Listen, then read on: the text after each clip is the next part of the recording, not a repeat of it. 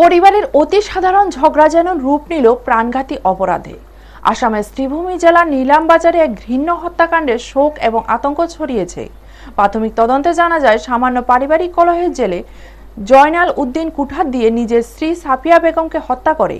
হত্যার পর তিনি নিজেই থানায় গিয়ে আত্মসমর্পণ করেন।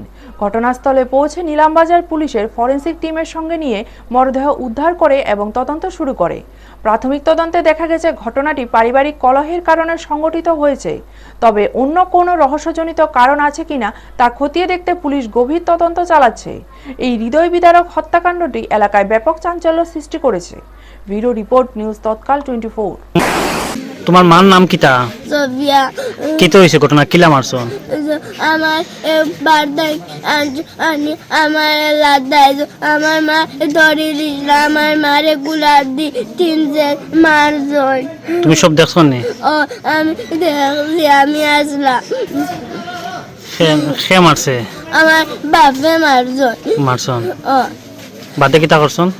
বাজার তান কুড়াল দৌড়াইয়া গেল কুম্বা দি।